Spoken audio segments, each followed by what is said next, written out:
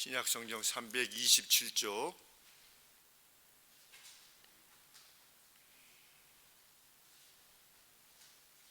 골로새서 3장 18절부터 제가 읽습니다. 아내들아 남편에게 복종하라. 이는 주 안에서 마땅하니라. 남편들아 아내를 사랑하며 괴롭게 하지 말라. 자녀들아 모든 일에 부모에게 순종하라. 이는 주 안에서 기쁘게 하는 것이니라. 아비들아 너희 자녀를 경록히 말지니 낙심할까 함이라. 종들아 모든 일에 육신의 상전들에게 순종하되 사람을 기쁘게 하는 자와 같이 눈가림만 하지 말고 오직 주를 두려워하여 성실한 마음으로 하라. 무슨 일을 하든지 마음을 다하여 주께 하듯 하고 사람에게 하듯 하지 말라. 이는 유업의 상을 주께 받을 줄 알미니 너희는 주 그리스도를 섬기느니라. 불의를 행하는 자는 불의의 보응을 받으리니 주는 외모로 사람을 취하심이 없느니라. 상전들아 의와 공평을 종들에게 베풀지니 너희에게도 하늘에 상전이 계심을 알지어다. 아멘. 우리 사도 바울은 복음을 위해서 감옥에 투옥되어 있는 상황 가운데서 골로새 교회에 편지를 합니다. 골로새 교회에 구변이 좋은 사람들이 와서 예수님을 믿는 것만으로는 부족하고 이렇게 해야만 더 하나님이 사랑하시는 사람이 될 수 있다. 이렇게 그들을 꾀였기 때문입니다. 그래서 감옥에서 사도 바울이 편지를 보내서 그것이 아니다 라고 하는 것을 밝히기 위해서 편지한 것이 이 골로새서의 내용입니다. 그들은 거짓 선지자들은 거짓 사도들은 구약의 절기를 지켜야 된다. 또 천사를 숭배해야 된다. 그리고 부정한 것들을 만지면 안 된다. 부정한 것들을 접촉하면 안 된다. 이렇게 골로새 교회 성도들을 속였습니다. 거기에 더 집중하도록 했습니다. 그리고 자의적 숭배, 하나님께서 명하신 바가 아닌데 자기들이 만들어낸 경배의 모습, 이것을 추구하도록 새로운 고안을 만들어냈습니다. 저는 그 캐톨릭 추기경이나 무슨 대주교나 교황이 입고 나오는 옷들, 또 쓰는 그 모자들 보면 그렇게 우스울 수가 없어요. 정말 그거 어디서 만들었는지 이렇게 보기에는 멋이 있죠. 보기에는 멋있는데 교황께 제일 멋있어요. 그 다음에 추기경 거, 그 다음에 대주교. 벌써 입는 모습도 다르고 도대체 이건 어디서 나온 건가. 그래서 제가 가급적이면 가운을 안 입는 이유가 뭐 이거 해가지고 저 병장처럼 뭐 이렇게 4개가 있고 어떤 사람은 3개가 있고 뭐 여기다가 뭐 이렇게 문양을 했는데 그 문양이 어디서 나왔는지도 모르겠어요. 여기 뭐 문양이 이렇게 그게 우림과 둠밈인지 제사장들 저 복장 우림과 둠밈인지 중세시대 때 그 종교개혁자들은 그런 거 안 입었거든요. 그리고 뭐 그것이 무엇을 의미하는 거예요? 물론 다른 것들을 보이지 않기 위해서 이제 뭐 성찬 집례할 때 까만 것으로 이렇게 몸을 가리고 한다든지 그런 것들은 이해가 됩니다. 그러나 자의적 숭배의 모습입니다. 정말 그때마다 웃음이 나오지 않을 수 없습니다. 그런데 보면 모든 종교에 그런 것들이 있지 않습니까? 모든 종교들에 다 종교들에도 그 의식을 위한 복장이 있어요. 근데 성경은 의식을 위한 복장 그것을 말한 적이 없습니다. 구약시대 외에는. 자의적 경배 그리고 자기 비하, 하나님 앞에 자기를 낮춘다고 해가지고 자기를 막 괴롭게 하는 겁니다. 나는 죄인이고 뭐 스스로를 괴롭게 하는 거. 그래서 자기의 죄에 대한 책임에 대해서 스스로 고통해 하는 것. 그런데 사도 바울은 그것이 육체의 어떤 하나님께서 원치 아니하시는 것을 막아서는데 아무런 유익이 없다. 이렇게 말한 것입니다.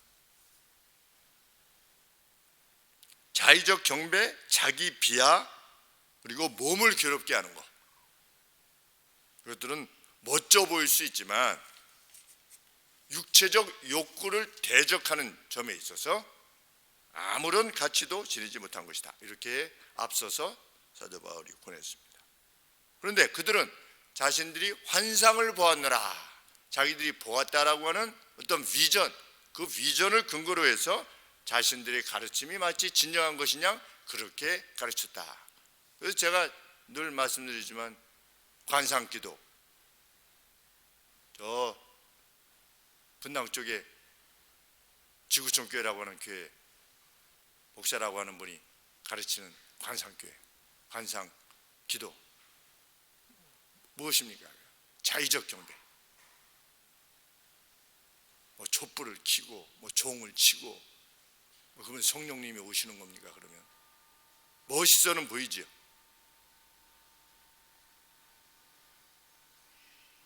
사도 바울은 그것들이 다 땅에 속한 것이다, 하늘에 대해서 인식하지 못한 자들이 사람들을 꼬이려고 행하는 방식일 뿐이다. 그러면서 성도라면 그런 것들이 아니라 이쪽을 향해서 마음을 두고 행해야만 된다. 그리스도께서 계신 위의 것을 추구하라.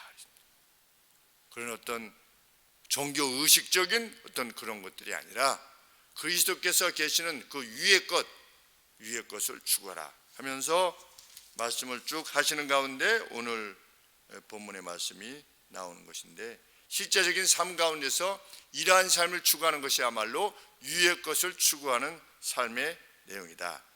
그래서 아내된 이들이요, 남편된 이들이요, 자녀된 이들이요, 아비된 이들이요, 종된 이들이요 라고 이렇게 다섯 부류에 대해서 이제 권함을 주시는데, 한 가지 특징이 무엇이냐?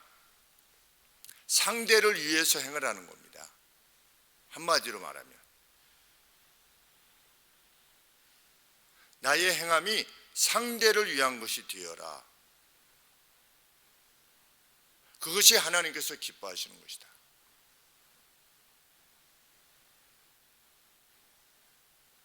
먼저 아내된 자매들에게 권합니다. 아내들이요, 그것이 주 안에서 합당한 것으로 여러분의 남편들에게 복종하십시오. 여러분들에게 남편에게 복종하십시오. 남편들이 그리스도인이냐 아니냐 여부는 없습니다. 크리스찬 남편이든 크리스찬 남편이 아니든 자기가 먼저 믿었던 여러분의 남편들에게 복종하십시오. 왜? 그것이 주 안에서 합당한 것이기 때문에. 그것이 주 안에서 합당한 것이기 때문에. 남편에게 복종하는 것이 주 안에서 합당한 것이기 때문에. 다른 이유가 없습니다. 하나님이 주 안에서 복종하는 것이 하나님이 기뻐하시는 것이다. 왜? 상대를 위한 것이니까. 남편이라고 하는 상대를 위하는 길이 뭐냐? 남편에게 복종하는 것입니다. 그것이 진리에 관계된 것이 아니라면, 우리 성경에 보면 누가 있습니까? 나발의 아내 아비가일. 남편이 악한 자인 줄 알았죠. 그럼에도 불구하고 그와 함께 살았습니다.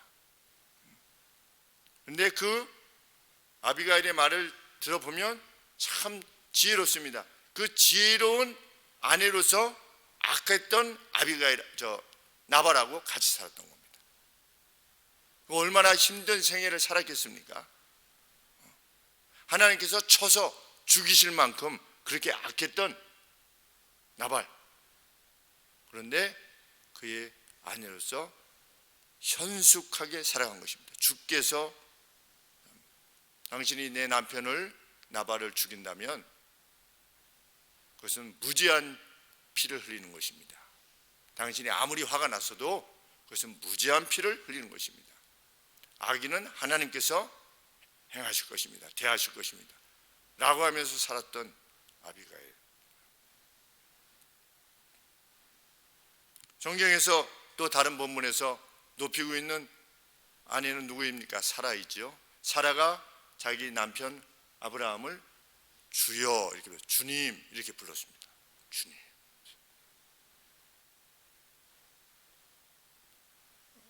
아브라함이 자기 아내 사라의 그 미모 때문에 자기를 죽이고 자기 아내를 취할까 하여서 내 누이라고 하자, 사촌 누이니까 누이라고 합시다 라고 했을 때 사라가 그것에 동의했지요. 그 동의한 내용이 단지 사태가 위중해서 잘못하면 우리 둘 다 죽겠구나 라고 하는 차원이 있었을 수도 물론 있지만, 아브라함이 이런 상황에서 우리가 이렇게 합시다 라고 했을 때 사라가 남편을 주라고 불렀을 정도니, 거기서 아니 당신 나한테 이런 걸 요구할 수가 있어? 그게 당신 비겁해? 아니 이제 당신 하나님의 사람이라며 하나님이 책임져 주실 거 아니야. 뭐 이런 식으로 이 일을 제기했다는 언급이 전혀 없습니다. 그냥 했습니다. 사라가 이 일을 제기한 적이 없어요. 이 성경 내용에 보면 나그네 지나가는데 내가 빨리 이게 잡아가지고 이렇게 하는데 대접하려고 그러는데 사라도 도와줘야 되지 않습니까? 사라가 아니 무슨 지나가는 사람을 대접하려고 야단이야. 지금 양도 귀한데 이렇게 하지 않은 겁니다. 전혀 모르는 사람 아니겠습니까? 그런데도 불구하고 아브라함이 요청했을 때 그것에 순종하는 겁니다.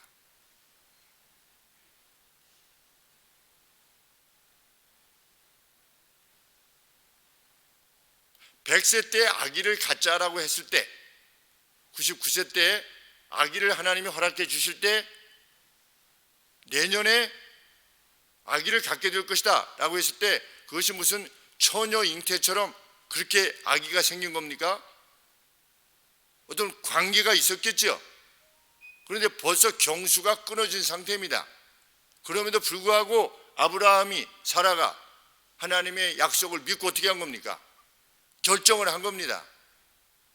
그때 아브라함이 그렇게 말할 수 있지 않겠습니까? 이 사람이 정신없는 사람이 지금 내가 할머니인데 지금 아기를 어떻게 가져요? 라고 얼마든지 할 수 있지 않겠습니까? 그런데 그렇게 하지 않은 겁니다. 하나님의 약속을 믿고 행했을 때, 행하고자 했을 때 행하는 겁니다.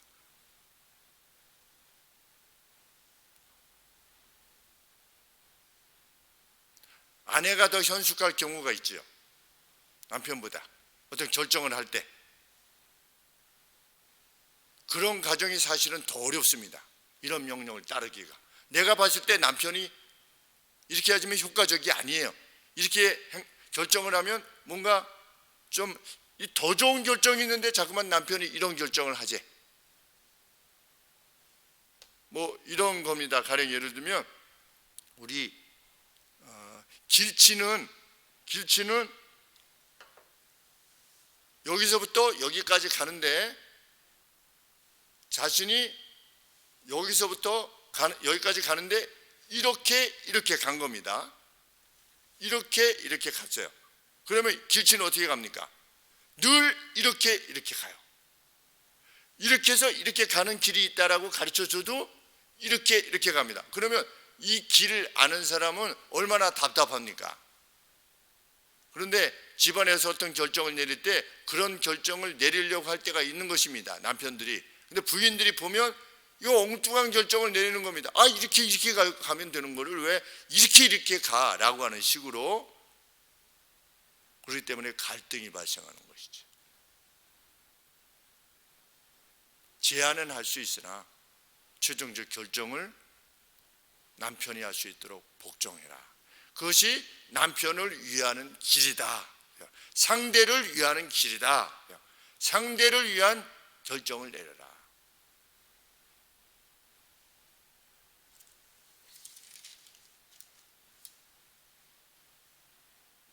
이어 바울은 남편들에게 권합니다. 남편들이여 여러분의 아내를 사랑하시고 그들을 대적하여 쓰라리게 만들지 마십시오.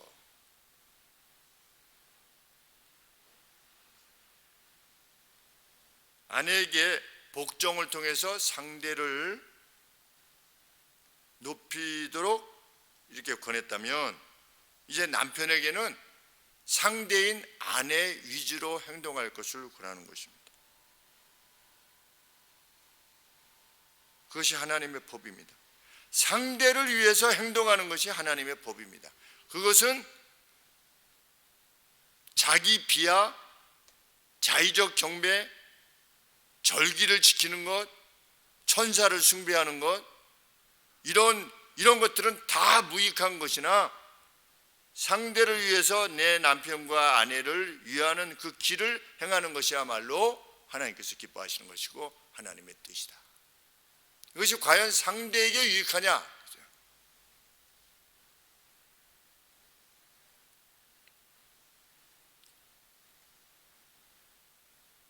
한나의 남편이었던 엘가나가 한나가 아기가 없어서 막 울고 이랬을 때 무엇이라고 위로했습니까? 내가 10 아들보다 내가 더 낫지 아니하뇨, 이렇게 위로했습니다.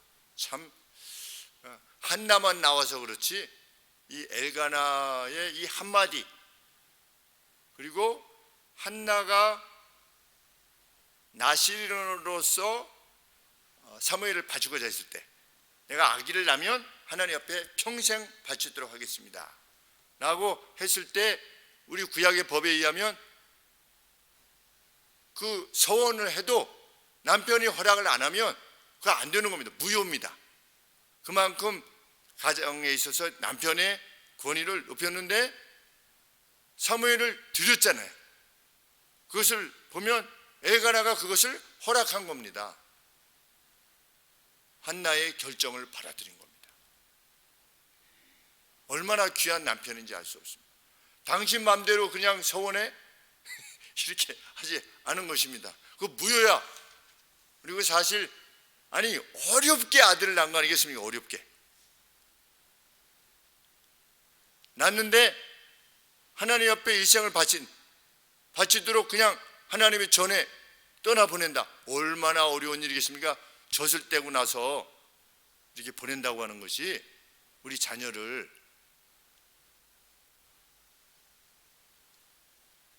그만큼 아내를 사랑한 것이 분명합니다. 물론 하나님을 사랑했어야지만 아내가 그런 결정을 내렸을 때 전혀 이의제기를 하지 않고 동의해 준 엘가나, 성경에 보면 남편으로서 참 뛰어난 인물이다. 가령 예를 들어서 집이 2채가 있는데 아내가 정말 귀하다고 생각이 들어서 귀한 일에 집을 하나 팔아가지고 바치겠다고 이렇게 계약을 하고 온 거예요. 팔아서 어디에다 이렇게 도네이션 하겠다고, 컴패션 무슨 여기에다가, 아니면 교회에 어떤 일을 하는데 하겠다고 집을 한 채 팔아가지고 했을 때 남편이 당신 그런 결정을 했어요. 참 귀한 결정을 했네요. 이것보다 더 귀한 것이죠. 아들을 그냥 갖다가 하나님 옆에 헌신시키는 것이니. 그런데 엘가나가 그것을 허락한 것입니다.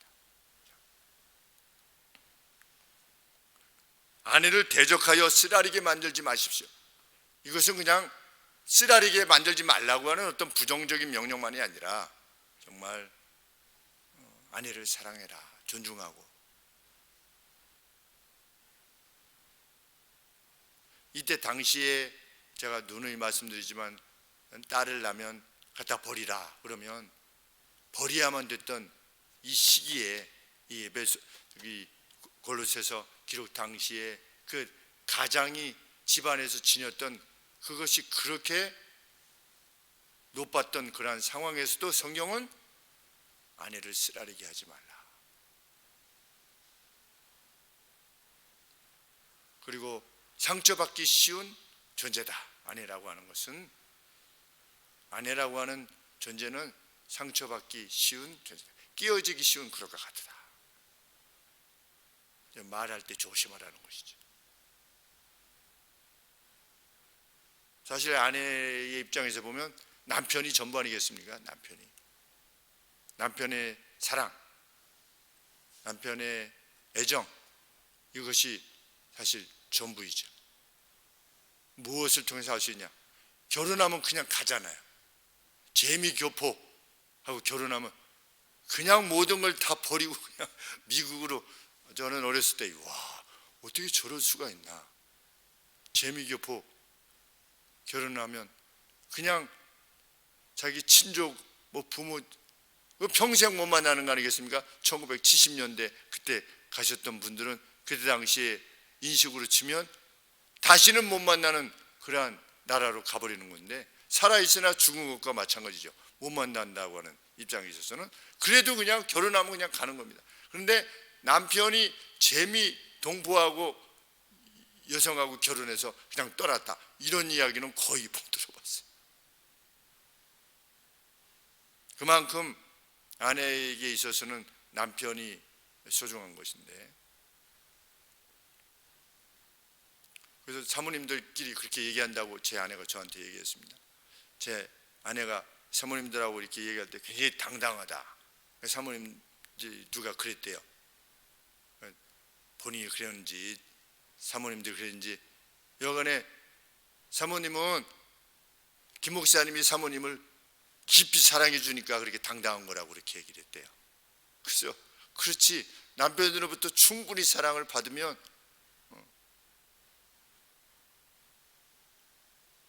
좀 못 먹고 뭐 못 입고 그래도 그것이 그렇게 문제가 되지 않을 만큼 아내에게 있어서는 남편의 사랑이 소중하다. 상대를 위해라. 부인이라고 하는 상대를 위해라. 이어서 자녀들에게 권고합니다. 자녀들이여, 모든 면들에 있어서, 내가 하고 싶은 면들이 아니라 모든 면들에 있어서 당신들의 부모들에게 복종하십시오. 왜? 이것이 여호와께 매우 즐거운 것이기 때문입니다. 하나님은 자녀가 부모님에게 순종하는 모습을 보실 때 그때 매우 즐거워하신다는 겁니다. 우리가 자녀들을 양육할 때도 그렇게 양육해야 되죠. 자녀들이 부모에게 모든 점에 있어서 순종하는 자녀로, 그러면 그러한 자녀들은 또 밖으로 나가서 선생님을 잘 따르고, 그 선생님이 좋은 선생님이든 나쁜 선생님이든 잘 그들의 말을 따르고, 직장에서 상사의 말을 잘 따르고, 군대 가서 이 상사의 말을 잘 따르고, 그러면 결국 사랑을 받게 될 수밖에 없습니다. 부모에게도 순종하지 않은 사람이 누구에게 순종하겠습니까? 그런데 그것이 여호와께 매우 즐거운 일이다. 사람한테만 즐겁겠습니까? 어떤 자녀가 부모님에게 순종하는 모습을 보면 곁에 있는 사람들도 기쁘지요. 참 대단하다. 1998년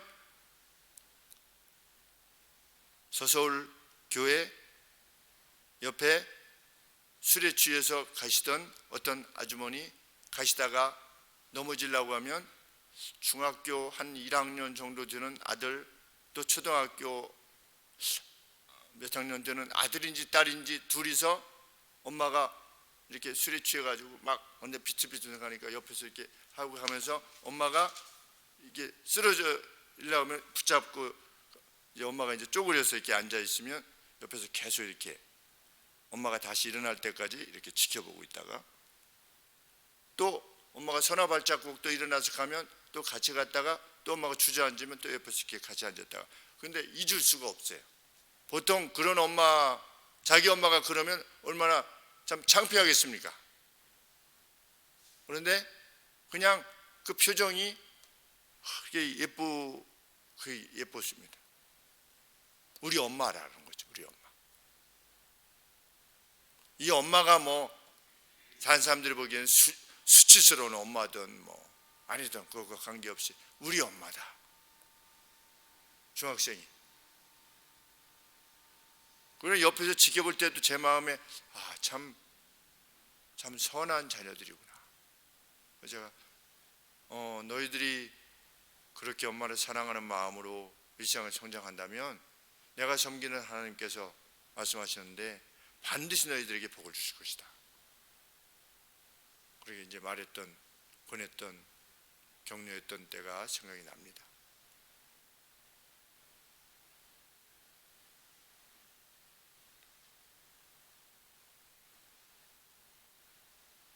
110세 이상이 된 아브라함이 이삭을 잡아서 하나님 앞에 바치려 했을 때 이삭은 벌써 청소년 시기입니다. 그러면 아버지가 벌써 110살이 넘었어요. 한 115살이나 뭐 그 정도 됐겠죠. 그때 이삭은 거부할 수 있죠. 힘으로 얼마든지 거부할 수 있죠. 늙은 아버지. 그러나 내가 너를, 하나님께서 나에게 명령하셨다, 내가 너를 잡으려고 한다 라고 했을 때 아버지의 칼 밑에 자기 자신을 내어주는 그 이삭입니다. 이삭이 뭐 이렇게 그냥 뭐 순에 빠져가지고, 잘못 읽으면 그냥 순에 빠져가지고 그런 것 같지만 자기 생명을 아버지의 칼 앞에 내어놓는 겁니다. 아버지가 지금 뭐 하시는 겁니까? 뭐 하시는 거예요 지금? 아버지 지금 제정신이십니까? 뭐 이렇게 하지 않고 그냥 아버지의 칼 아래 자신을 내어주는 겁니다. 그것이 순종입니다. 성경에서 말하는 순종이라는 것은 그 순종입니다. 복종하고, 권위에 복종하고 질서에 복종하는 것이라고 하는 것은 그 복종과 그 순종입니다.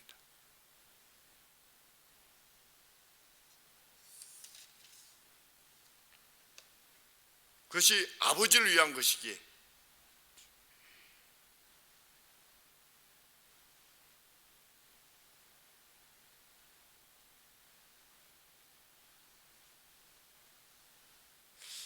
제가 자라면서 무엇으로 하나님을 그렇게 기쁘시게 해서 14번의 기적을 맛보게 하셨는가?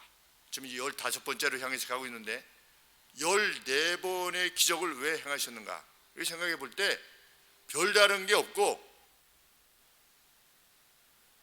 친구를 사랑하기 위해서 결정을 했던 것 같습니다.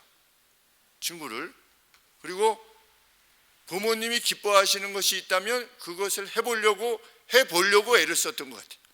신발 정리를 하면 아버지께서 기뻐하셨기 때문에 신발 정리를 좀 해보려고. 그럼 몇 사람만 집안 식구가 9명이니까 신발 정리해놔도 그냥 조금 지나면 그게 다 흐트러져요. 그래서 신발 정리 이렇게 해놓으라고 했는데 신발 정리가 안 되냐, 이런 말은 여러 번 들었습니다. 그럼에도 불구하고 해보려고 애를 썼고, 전에 한번 말씀드렸지만 바람이 불면 그 안테나가 이렇게 돌아가지 않습니까? 여름에 태풍 불면 그걸 돌아가면 돌아가는 날을 제가 기다렸다고 그랬지 않습니까? 그럼 지붕에 그냥 사다리도 없어요. 그러면 이렇게 슬라브 집이었기 때문에 이렇게 탁 뛰어가지고 탁 잡아가지고 이렇게 올라가야 돼요. 손으로, 손 힘으로만 이렇게 올라가서, 그 올라가면 이제 여기가 턱이 이렇게 돼가지고 여기 다 이제 까지죠. 이렇게 까지는데 돌려놓고 다시 거꾸로 잡고 이렇게 내려와서, 그러면 누가 이거 잘 나오게 했냐? 그래서 아버지께서 기뻐하시는, 몇 번 이렇게 기뻐하시는 모습을 본 적이 생각이 납니다. 상대를 위하는 마음을 잃어버리지 않은 것에 있어서 하나님의 말씀대로 행하려 한 것이 뭐 그 중에 하나가 일진인 것이죠.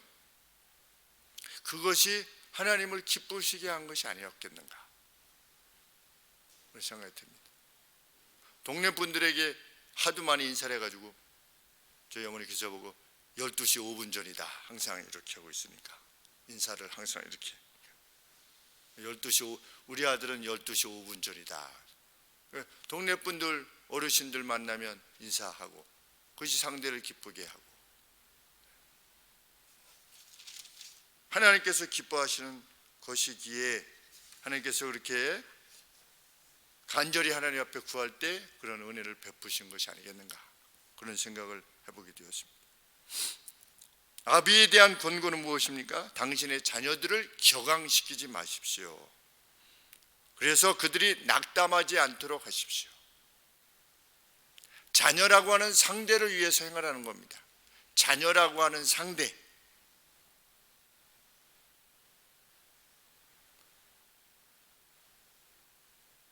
격앙은 어떤 것에서 발생됩니까? 아비의 공정함을 떠난 행사, 공정함을 떠난 아비의 행사, 그것이 자녀를 격앙시킵니다. 아비의 자기중심적 태도에서 격앙됩니다. 그리고 어떻게 됩니까? 낙심하고 맙니다. 우리 아버지는 안 되겠구나, 이렇게. 우리 엄마는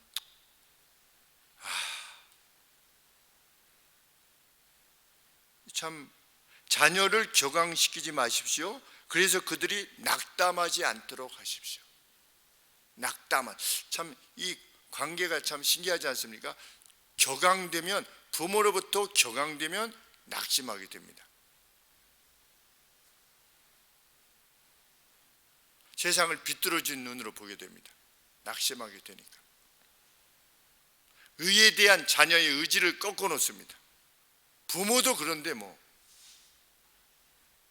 우리 부모도 그런데 우리 교회도 3명 왔죠. 3명. 우리 사역자들 가운데 3분이 아버지하고 아예 말을 끊고 살았던.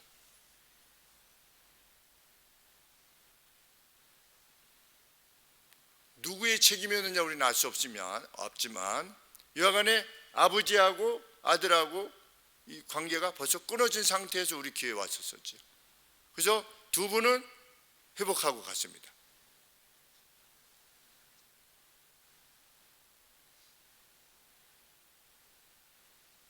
격앙된 자녀가 낙심하고 마는 것입니다. 그러면 그 낙심한 이가 가령 예를 들어서 사역자가 됐다.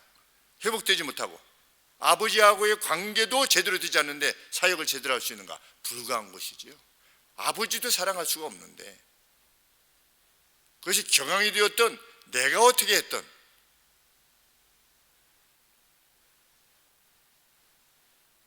의에 대한 자녀의 의지를 꺾어놓는 그러한 일이 발생하지 않아야 될 것입니다. 그래서 그들이 낙심하지 않도록 해라. 자신의 생 자체를 부정하게 되는, 나는 왜 태어났는가? 나는 네가 태어난 것을 후회한다. 이런 말을 들은 청년도 있어요, 우리 교회에. 아버지로부터. 너 같은 애가 왜 태어나가지고 우리 집에. 이런 불행한 일이 어디 있습니까? 하나님을 사랑할 수 있겠습니까? 네가 하는 짓이 늘 그렇지 이런 말. 또 그래서 이런 말. 마지막으로 사도 바울은 노예의 신분에 있는 성도들에게 권합니다. 노예들이여, 모든 점들에 있어서 땅에 당신들의 주인들에게 복종하십시오. 단지 사람들만을 즐겁게 하기 위한 외적인 서비스가 아니라 여호와를 두려워하는 마음의 신실함으로 하십시오. 주인이라고 하는 상대를 위해서 행동하라. 주인이라고 하는 상대, 지금 5 인물들 다 상대를 위해서 행하라는 겁니다. 주인이라고 하는 상대를 위해서 행하라. 그 어떤 일을 하되 끼어부리면서 하지 말고, 우리 CU에 있는 분도 자그만 뭘 가져가셔가지고 결국 그만두셨거든요. 뭘 조금씩 가져가는 겁니다, 그냥. 그런데 이것이 비단 여기만이 아니라 제가 다른 분들한테 듣습니다. 자꾸만 삥땅을 하는 거예요. 조금씩. 그 물건을 삥땅하든지 돈을 삥땅하든지. 근데 처음에는 잘 안 보이지 않습니까? 어제도 우리 운동을 갔는데 어떤 분이 그만두셨어요. 그래서 어떻게 왜 그만두시게 됐어요? 그랬더니 그냥 그만두시게 됐어요. 그래서 왜 어떻게 좀 일이 안 좋은 일이 있어요? 그만한 일이 있었어요. 근데 나중에 얼핏 얘기 들어보니까 그 얼마 되지도 않는 축구 운영하는 그 회비에서 좀 어떻게 뭐가 좀 잘못됐나 봐요. 그래서 참. 그래서 회사마다 재정 담당 문제로 인해서 어려움을 겪는 데가 있지 않습니까? 또 잘 선정하려고 그렇게 애를 쓰고, 특별히 현금이 주로 오가게 되면 우리 아래쪽도 벌써 두 명이 그렇게 아주 바뀌었었죠. 어떤 일을 하되 꾀를 부리고 또 주인의 것을 실적하려는 태도가 아니라 상대를 위해서 행해라. 요셉이 그렇게 행했겠지요. 보디발의 집을 위해서. 상대를 위해서 행했겠죠.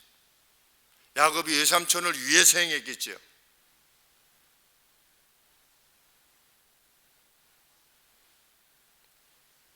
그렇게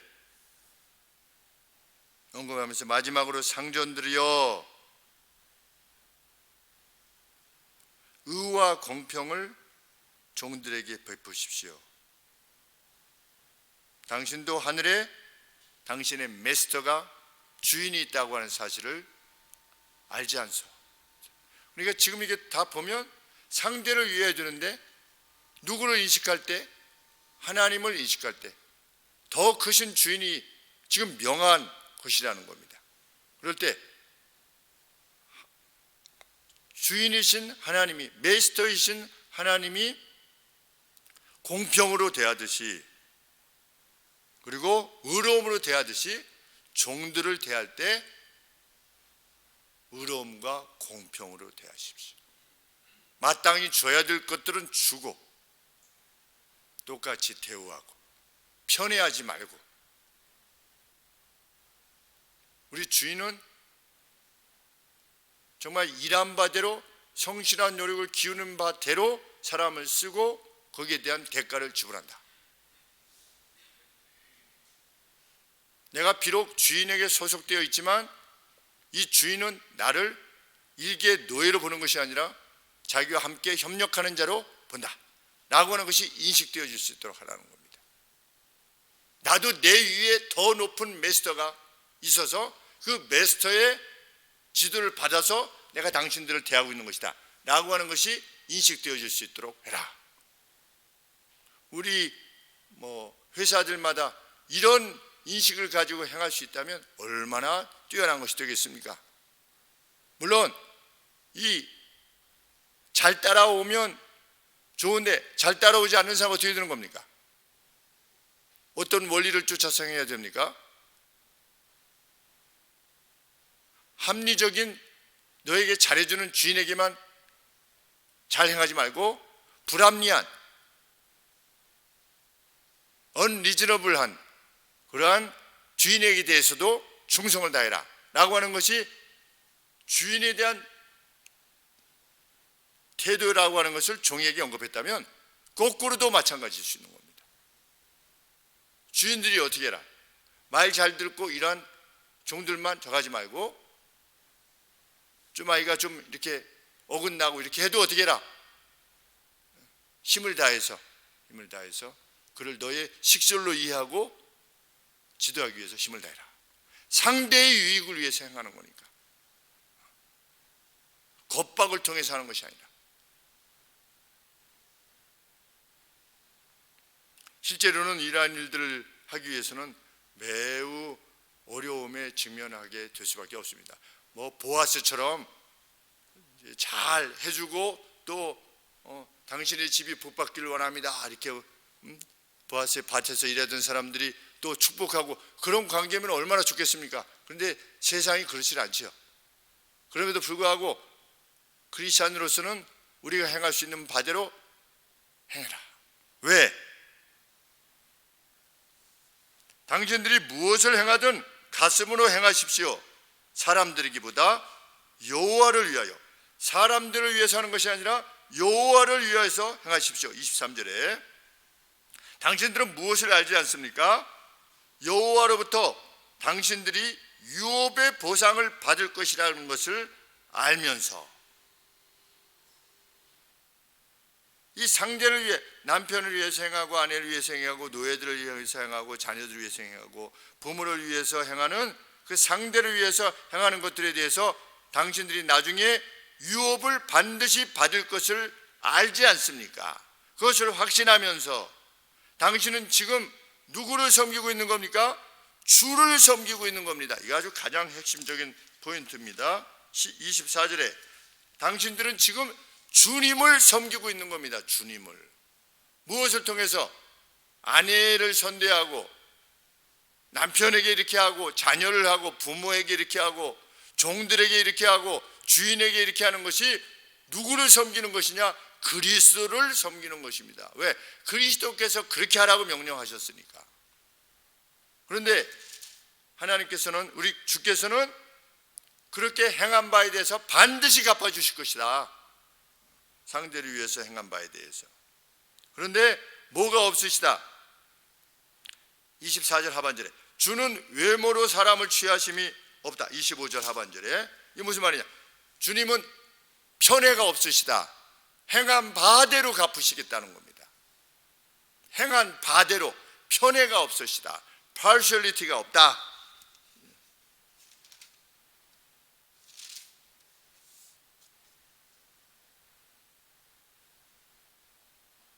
성경은 우리가 하나님 앞에서 우리가 행한 바에 대해서 직접 고하는, 직고할 날이 반드시 올 것인데, 그때 우리가 이루었던 업적에 의해서 결정나는 것이 아니고 우리가 이루었던 관계에 의해서 결정날 것이다.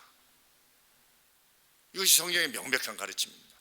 얼마나 무엇을 행했느냐에 의해서 뭐가 결정나는 것이 아니라 네가 평생 살면서 상대와 어떤 관계였느냐, 이것에 의해서 상급이 결정날 것이라는 겁니다. 네가 네 아내를 어떻게 대했느냐, 남편을, 종을, 내 주변의 사람을, 특별히 성도들을 어떻게 대했느냐, 이것에 의해서 결정날 것이다. 그런데 가령 예를 들어서 그냥 예배만 딱 드리고 그냥 가는 겁니다. 쉽게 얘기하면. 그러면 그 사람은 뭐 받을 게 없어요. 쉽게 말씀드리면. 왜? 뭐 관계가 없잖아요. 관계, 무정, 정이 없어요. 하나님은 섬기는데 정이 없어. 누구하고 관계하지도 않으려고 그래. 그냥 끝나고 그냥 가. 아무런 관계를 맺지 않으려고 그래. 그럼 뭐 없어요, 상이. 그 사람이 뭐 교회에서 뭐 헌금을 얼마나 했느냐, 뭐 이 땅에서 무슨 뭐 노회장을 했느냐, 무슨 총회장을 했느냐, 이것이 중요한 것이 아니라 총회장을 하면서 관계를 어떻게 맺었느냐, 목사를 하면서 성도들하고 또 주변 사람들하고 어떤 관계였느냐로 결정난다는 겁니다. 근데 누가 와서 공사하고 갔는데 그냥 얼마예요? 계좌번호 주세요. 그냥 보내주는, 그럼 그게 관계 아니죠. 관계는 뭡니까? 더운 날 오시면 그래도 뭔가 시원한 것이라도 하나 대접할 수 있는 그 사랑, 그것을 하나님께서 반드시 상을 줄 것이다. 그것을 위해서 내가 지불해야 되는 대가가 있다면 기꺼이 감당하겠다. 그러니까 저는 나중에 이러지는 않을 것 같습니다. 나중에 은퇴하고 가서 어디 산속에 들어가지고 둘이서 정원 만들고 뭐 예쁘게 새소리 뭐 이렇게 하고, 새들하고 관계는 맺을지 모르겠지만 뭐 아무런 의미가 없는 거죠. 나는 뭐 아침에 일어나면 운무도 보고 뭐 봄가을 여름겨울 꽃 보고 그렇지만 우리는 죽는 순간까지 그 관계의 설정을 위해서, 아름다운 관계를 위해서 내가 움직임으로, 내가 말함으로 상대에게 그 어떤 조그만 유익이라도 돌아가려고 하는, 어제 우리 새벽기도 때 말씀드렸지만 어떤 어린아이들이 요새 막 물총 가지고 막 노는데 그 고무 안에다가 찬물을 넣어가지고서 그 풍선에다가 넣어가지고 그러는데, 이런 길쭉한 그래가지고 목에다 차고 다니던 아이가 풀려고 하는데 묶은 걸 풀기가 어렵지 않습니까? 풍선 묶인 거. 그러니까 막 이러고 앉아서 셋이서 막 이러고 있는데 안 돼요. 그래서 제가 아저씨가 도와줄까? 뭐야? 제가 봐도 이거 안 될 수도 있겠는데 이런 생각이 들더라고요. 너무 이렇게 꽉 묶어놔서.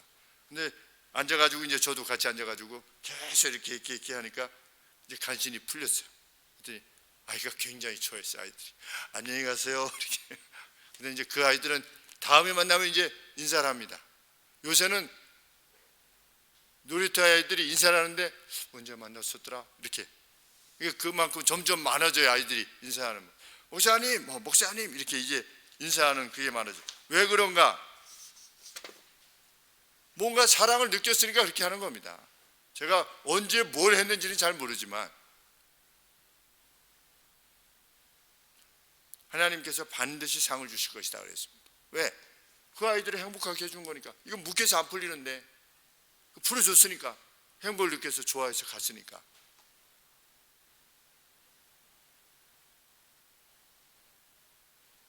우리 그리스도인들로서 우리는 그렇게 주를 섬기는 것이다. 그렇게 그것이 하고 싶어서 예배당에 모이는 거죠. 그것을 행할 수 있는 힘을 달라고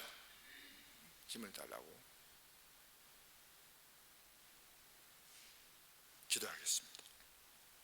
하나님 아버지, 사는 날 동안 상대의 유익을 위해서 그 관계 속에서 오직 우리 자신들을 기억할 때 사랑했던 자들만으로 기억될 수 있도록 하나님 도와주시옵소서. 이를 위한 뱀같이 지혜로움과 또 비둘기 같은 순결함을 저희들이 허락하여 주시기를 간절히 소원합니다. 거룩한 것을 열망하며 사랑을 열망하며 뜨겁게 살아가는 매일의 삶이 되도록 도우시옵소서. 하늘에 보화를 많이 쌓아내는 저희들 되게 하옵소서. 예수님의 이름으로 기도합니다. 아멘. 찬송가 200